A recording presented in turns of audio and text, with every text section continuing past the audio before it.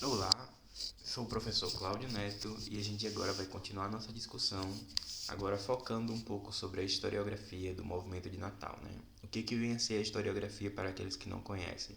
A historiografia é o estudo de como se escreve, como se produz história profissionalmente, né? Então, seria uma análise sobre as obras e os autores que escrevem sobre história. Então, nesse momento aqui, a gente vai discutir sobre os livros, as obras do movimento de Natal, né? Aqui eu selecionei algumas que eu considero as principais.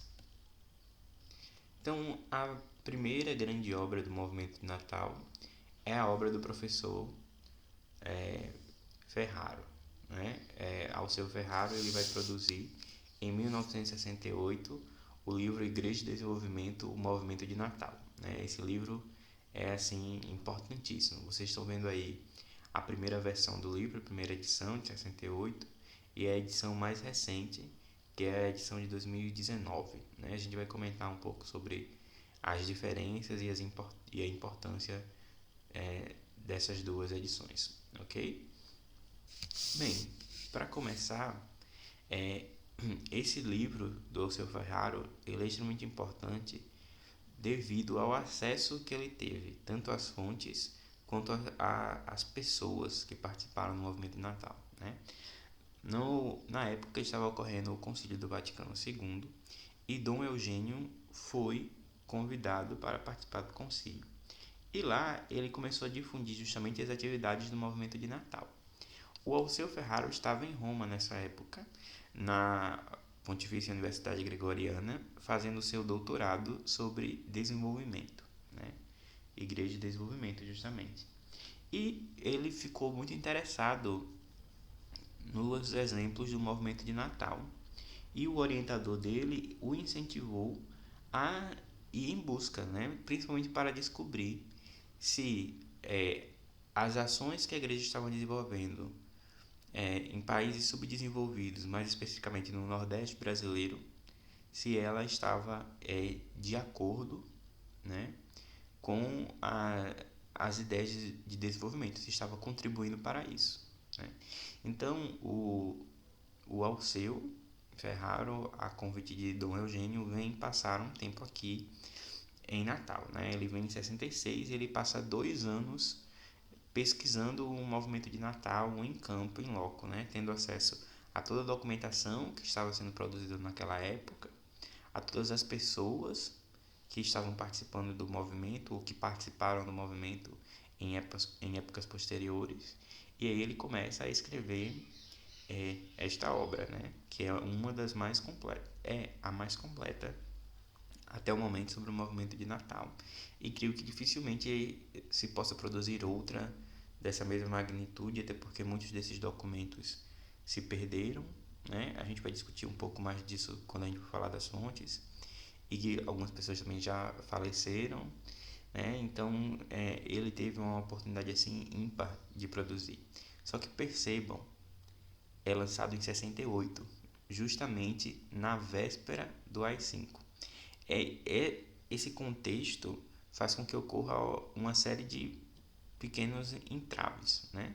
O primeiro grande entrave é o que o Alceu Ferraro fica com o receio de publicar o primeiro capítulo do livro, que era uma discussão sobre desenvolvimento. Então, essa primeira edição não contém um capítulo sobre desenvolvimento, que seria o primeiro. Né? Esse capítulo se perde com o tempo, né? E aí, apenas nessa segunda edição é que o Alceu Ferraro ele remonta de cabeça o primeiro capítulo, né?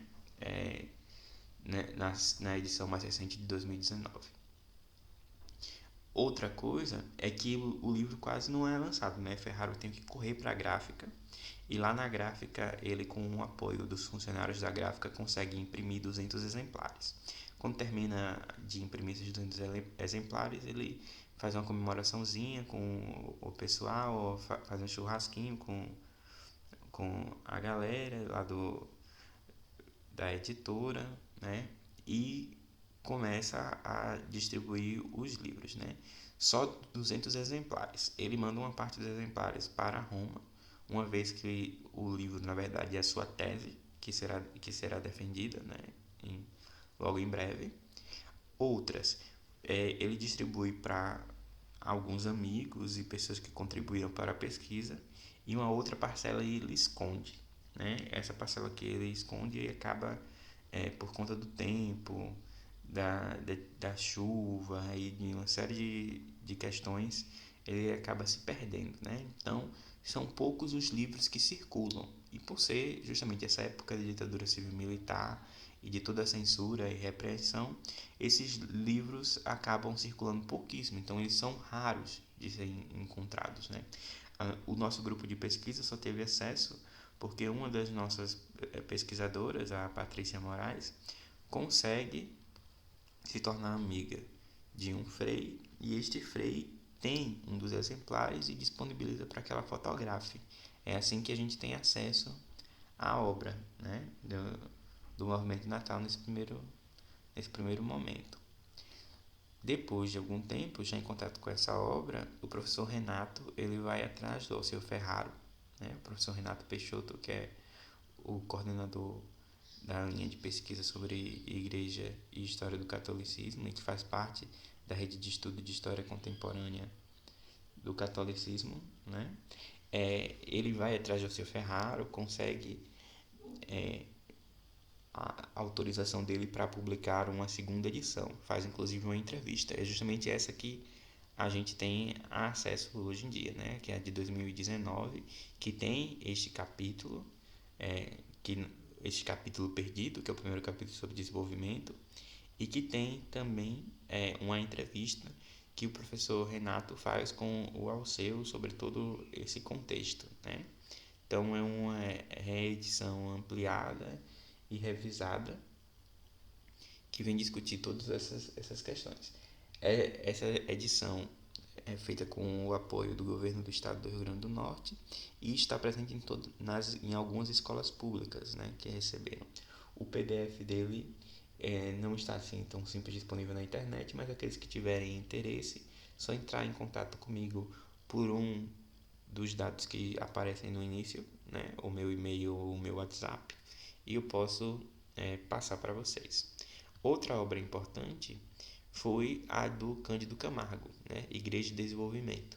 Alguns, inclusive, dizem que Camargo copiou Ferraro, mas pessoalmente eu que analisei as duas obras, e nesse primeiro capítulo que a gente está discutindo é uma das questões centrais, né, que eu faço a análise comparada entre elas, vejo que não há nenhuma chance deles terem se encontrado ou copiado uma obra do outro, né?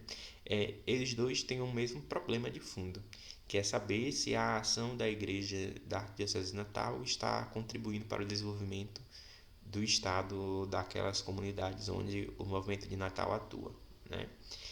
Contudo, eles chegam a conclusões muito distintas e por meios muito distintos, né? Porque o Ferraro, enquanto um padre na época, ele está preocupado em encontrar um modelo de igreja com o qual ele se sinta afiliado, né? Com o qual ele se sinta bem, confortável, de acordo com o que ele pensa e com essa ideia de transformação social. Então, ele vê o movimento de Natal por um olhar muito mais espiritual, tanto que ele vai acabar acrescentando um capítulo, uma outra hipótese, que é uma hipótese sobre a pastoralidade do movimento de Natal, né? Então, ele tem mais essa busca é, espiritual.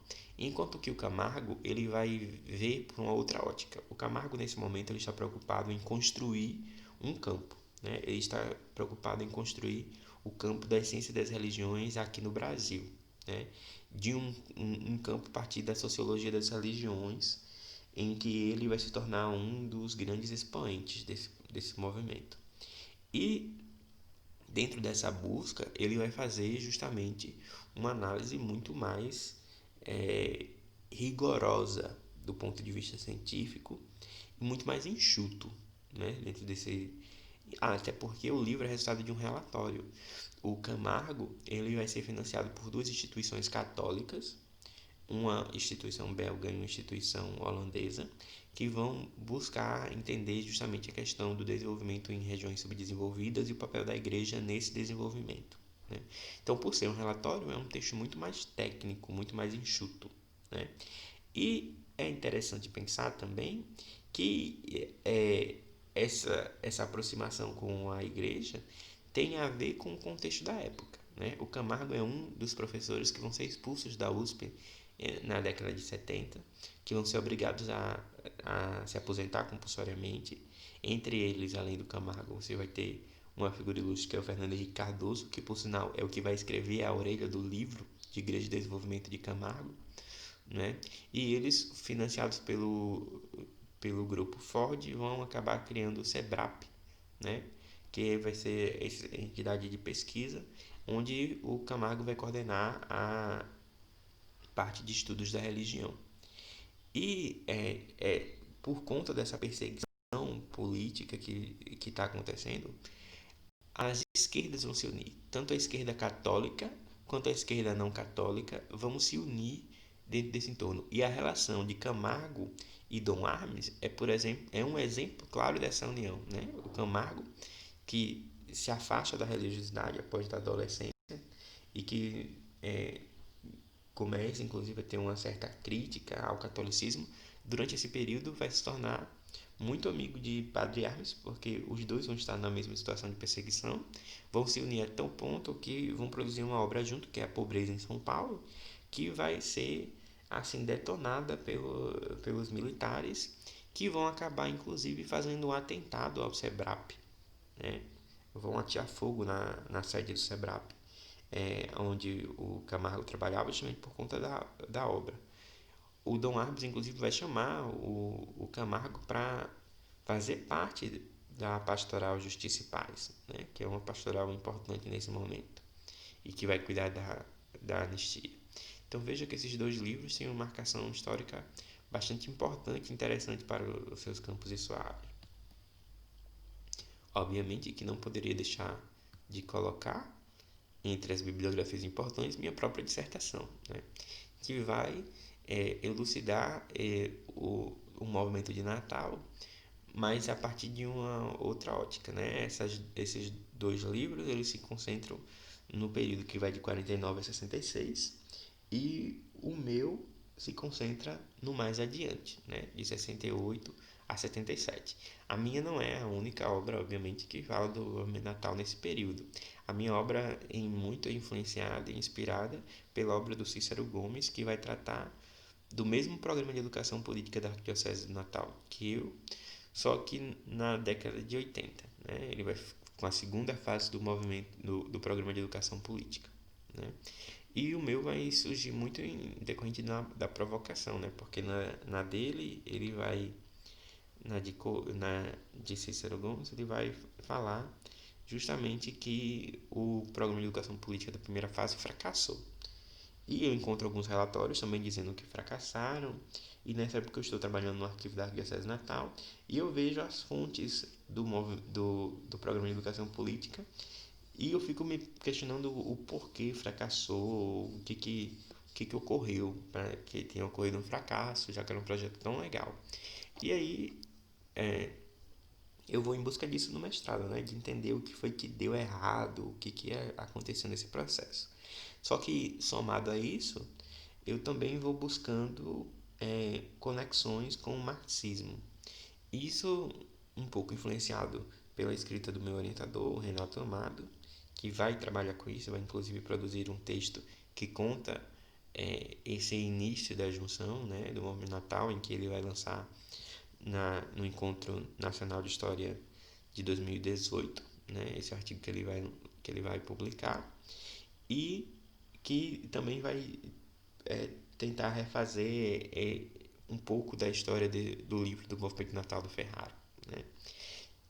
E aí, quando eu vou buscar essas conexões, eu consigo achá-las, né? No próximo encontro, a gente vai discutir mais, na próxima aula, né? A gente vai discutir mais sobre esse processo, não? Então, o meu vai mais focado nisso, de buscar essas conexões e de entender o que deu certo, o que deu errado no programa de educação política.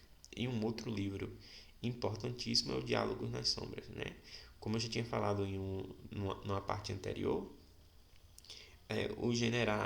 há um conflito entre igreja e Estado, e os generais, os cardeais e os bispos vão tentar fazer um arranjo. E aí você tem o livro do Kenneth Serbin, Diálogos nas Sombras, que vai ter acesso a um arquivo particular do general Muricy, que participou dessas reuniões secretas e que, através dele, vai tentar mostrar que essas ligações entre Igreja Católica, militares, marxismo, é, teologia da libertação, são coisas muito mais complexas do que a gente imagina, que vai muito além desse maniqueísmo, que é um conjunto de nuances muito mais complexas.